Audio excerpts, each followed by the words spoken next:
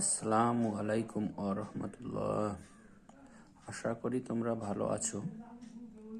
আজকে ভিডিও বোর্ডের করলাম না, আজকে তোমাদেরকে শর্টস ভিডিও বইয়ের যে ইম্পর্টেন্ট প্রয়োগগুলো করা আছে সেই ইম্পর্টেন্ট প্রয়োগগুলো আজকে কিছু দিচ্ছি।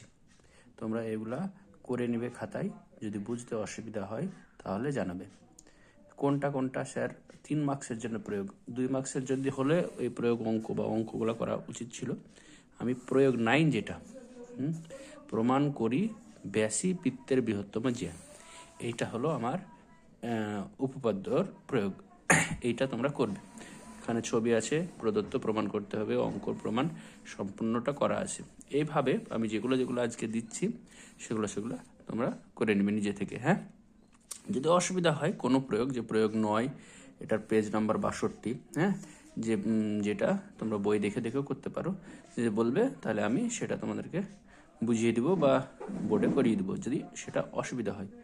আচ্ছা, এবার প্রয়োগ 10, যে যুক্তি দিয়ে প্রমাণ করি যে কোনো বৃত্তের দুটি সমান জ্যা কেন্দ্র থেকে সমুদ্রবর্তী। এইটারও ছবি দেওয়া আছে, সুন্দরভাবে করা আছে।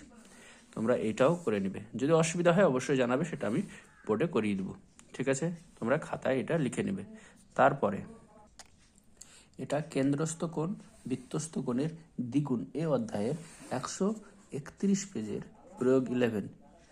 দেখো, পাশের চিত্রের একটি বৃত্তের এ বি ও সিডি দুটি জ্যা বিএ এবং ডিসিকে বর্ধিত করলে পরস্পরকে পি বিন্দুতে ছেদ করে, তাহলে প্রমাণ করি যে পিসিবি পিএডি সমান। আজকে কিন্তু তোমরা ভিডিও পজ করে এটা লিখে নিতে পারো, বা বই থেকে তোমরা টুকটুক করে পেজ নম্বর ওয়াইজ টুকে নিতে পারো। এরপরে আমরা তারপরে 136 পেজে আছে, যুক্তি দিয়ে প্রমাণ করি অর্ধবৃত্তাংশ অপেক্ষা বৃহত্তর বৃত্তাংশ কোণ সূক্ষ্মকোণ। হ্যাঁ, এইটা এবং এই পাজে আরেকটা আছে প্রয়োগ 17, প্রমাণ করে অর্ধবৃত্তস্থ অপেক্ষা বৃত্তাংশ কোণ স্থূলকোণ। যদি টুকতে হয় আমি ছবি ক্লিয়ার করে দিলাম। আচ্ছা, এই বিষয়টা বলি 16-17 যে প্রয়োগ দুটো, এর মধ্যে আমি 17 প্রয়োগটা আগের আমার পুরনো যে ভিডিও আছে সেখানে করানো আছে, দেখবা ওখানে করে নিবা যদি তোমাদের বুঝতে অসুবিধা হয়। আর অবশ্যই খাতায় টুকবা, খাতায় যদি না টুকো তাহলে প্র্যাকটিস হবে না।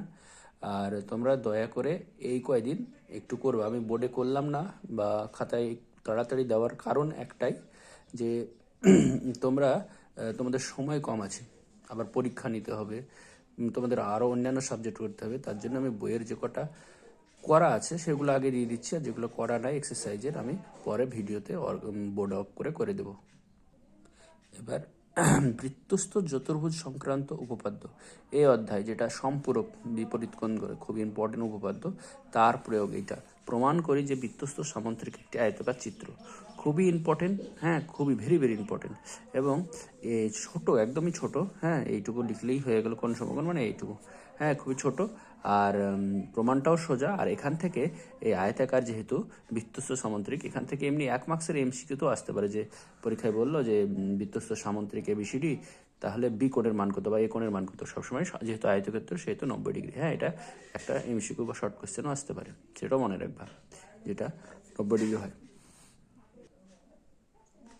এরপর তোমাদের এই প্রয়োগ 7, প্রমাণ করি যে বৃত্তস্থ ট্রাপিজিয়ামের সমদ্বিবাহু ট্রাপিজিয়াম এবং কর্ণের দৈর্ঘ্য সমান। সমদ্বিবাহু যদি হয়, এ বি আর সিডি যদি সমান হয়, তাহলে কি হবে বলছে, এর কর্ণদ্বয় মানে এসি এবং বিডি সমান হয়। সুন্দর করে করা আছে। অসুবিধা হলে আমি আরও একবার বলছি যে পেজ নম্বর উল্লেখ করে দেবে কমেন্টে, যে স্যার 168 পেজের প্রয়োগ 9 কি 7 একবার দেখান, করে আমি করে দেবো। এবার প্রয়োগ 9, এটা একটু বড় কিন্তু মাধ্যমিকে এসেছে। হ্যাঁ, আমি আরও একটা ভিডিও করব যে যেগুলো মাধ্যমিকে 17 সালে, 18 সালে, 19 সালে, 20 সালে এরকম এসেছে, সেই ইম্পর্টেন্ট নোটসটাও তোমাদেরকে দিয়ে দেবো, যে সেইগুলা তোমরা সাজেস্টিভ আকারে প্র্যাকটিস করে রাখবে। বেশ, প্রয়োগ 9, প্রমাণ করি যে চতুর্ভুজের 4টি কোণের সমদ্বিখণ্ডক পরস্পরে মিলিত হয়ে যে চতুর্ভুজ গঠন করে সেটা অবশ্যই বৃত্তস্থ চতুর্ভুজ। সুন্দরভাবে করা আছে, ধাপে ধাপে ধাপে ধাপে। একটু বড়, এখানে যতগুলো প্রয়োগ আছে এই প্রয়োগ 9টা বড়। যদি কেউ পারো না, হ্যাঁ, বুঝতে অসুবিধা হয়, এই প্রয়োগ 9টা স্কিপ করবে, কেননা প্রয়োগ 9টার অনেকটা বড়, যদি অসুবিধা হয় তাই আমি আগে থেকে বলে দিলাম, যদি না পারো তাহলে ওটার অপশন তোমাদেরকে করতে হবে। তবে আমি চাইবো এটা যেহেতু মাধ্যমিকে একবার এসেছে সেহেতু করে নিবা। বেশ, আজকের ভিডিও আমি এই পর্যন্তই। অবশ্যই তোমরা জানাবা কমেন্টে কেমন কি করছো, আর বন্ধুদেরকে একটু শেয়ার করো যাতে আরও ভিডিও বানাতে আমি উপলব্ধি হই।